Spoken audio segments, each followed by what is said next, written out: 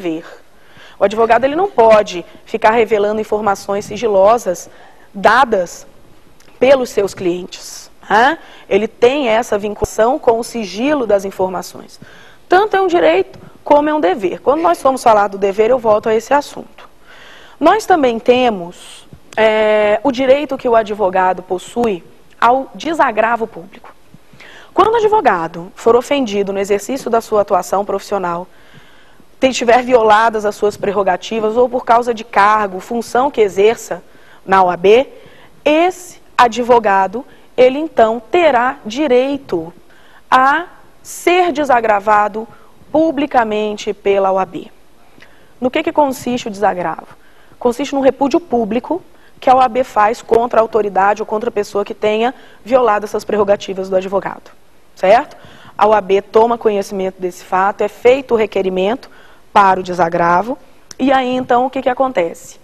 A OAB se reúne, se realmente for uma ofensa à atividade profissional, porque ofensa pessoal não viabiliza o desagravo, ofensa pessoal que resolvam nas esferas cabíveis. Mas a OAB só está interessada em ofensas à prerrogativa e à atividade da advocacia. Se a ofensa efetivamente for à advocacia como um todo, aí então a OAB se reúne, faz uma nota de desagravo, que é lida publicamente, enviada a quem desagravou o advogado e publicada. Publicada em jornal de grande circulação, publicada no âmbito da OAB, na revista da OAB. Exatamente para que a OAB mostre o seu repúdio àquela determinada conduta. Vários são os direitos do advogado. Alguns, basta a simples leitura do artigo 7º. Outros, sobretudo esses que eu estou mencionando, exigem um pouquinho mais de raciocínio, né, um pouquinho mais de detalhamento. Um outro direito interessante do advogado diz respeito à possibilidade que ele tem de sair do local onde deve ser realizado um ato judicial, por exemplo, uma audiência, depois de 30 minutos esperando a autoridade judiciária que não tenha comparecido. Atenção, não é porque a audiência atrasou que o advogado vai pegar as coisas dele e vai embora. Tem que ser um caso em que, passados 30 minutos da data, do momento marcado, a autoridade judiciária não tenha comparecido, não tenha dado notícia, nada. É óbvio que o advogado sempre tem que ter o bom senso. Às vezes houve uma excepcionalidade, a autoridade judiciária avisou que ia demorar. A questão é quando não se avisa, o tempo passa e nada acontece. O advogado pode ir embora? Pode, óbvio, que fazendo que o comparecimento dele seja certificado nos autos e que ele tenha aguardado todo esse período. Ok? Então, esses são alguns direitos. E tem um último que é de extrema importância, que diz respeito à imunidade do advogado por suas manifestações e palavras. O advogado, ele tem imunidade por suas manifestações e palavras, em juízo ou fora dele, claro que respondendo pelos excessos que cometer, no que se refere à injúria e à difamação.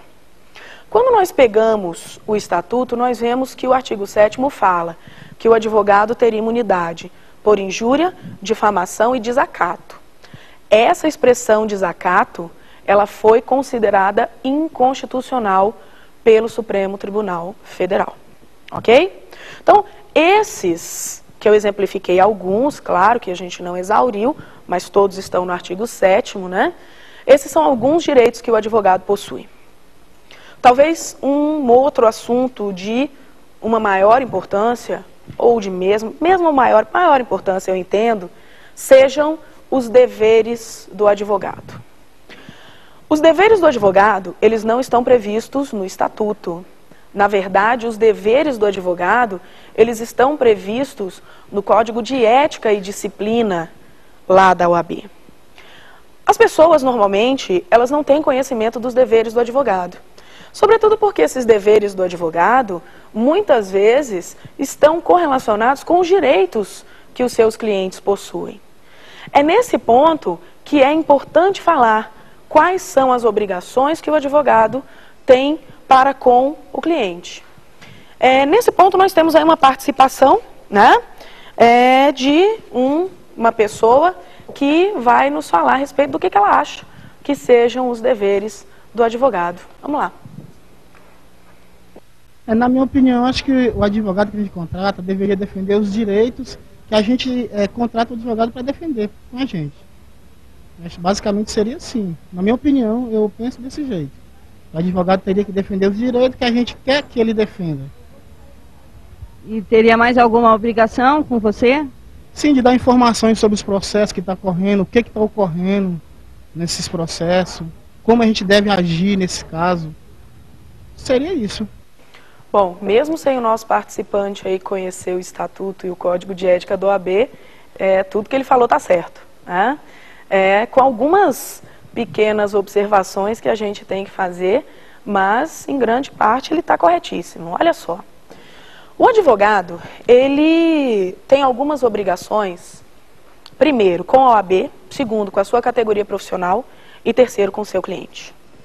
No primeiro momento, a obrigação que ele tem é de manter uma conduta íntegra, uma conduta correta, obedecer os ditames do Estatuto, do Regulamento, do Código de Ética em geral.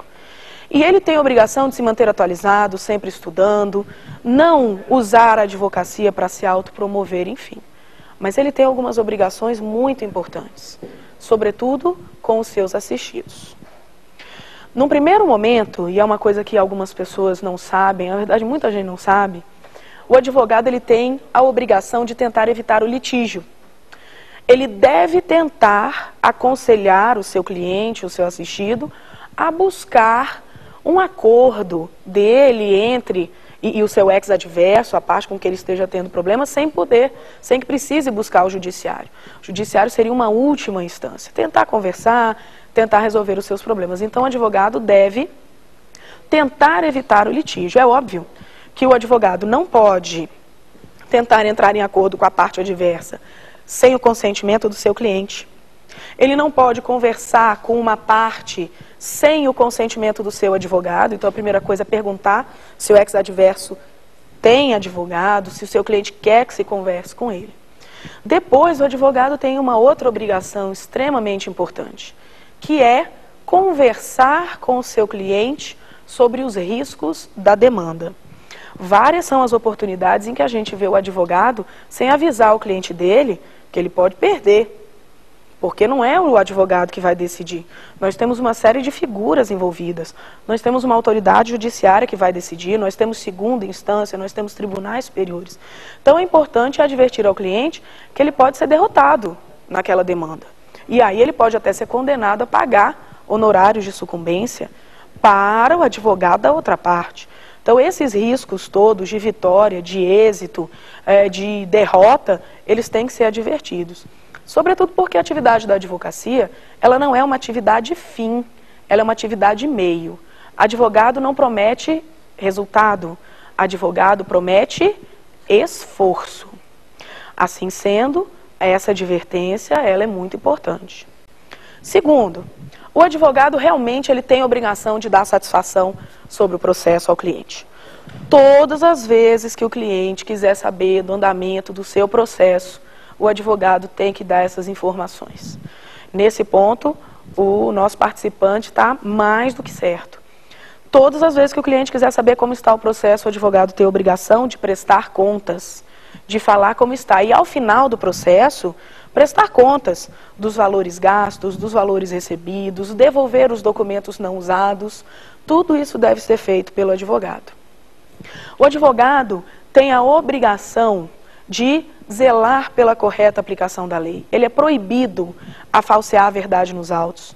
Ele tem que advertir ao cliente que não pode adentrar em aventuras judiciais, não pode buscar o poder judiciário com má fé.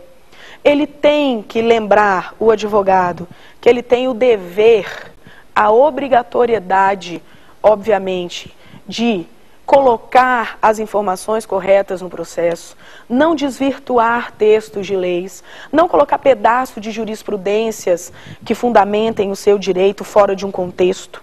Né? Isso tudo deve ser feito pelo advogado e com atenção. O advogado, ele tem a obrigação de não deixar o feito ao abandono, ele não pode sair do processo, não cuidar do processo, não avisar o cliente, ele não pode deixar de comparecer a uma audiência, se ele foi contratado para lá estar, ele não pode perder prazos do processo, porque se ele prejudicar o interesse do seu assistido, ele poderá ser responsabilizado por isso, não só disciplinarmente, mas também criminalmente e civilmente, se isso acabar acarretando algum tipo de dano. né? Então,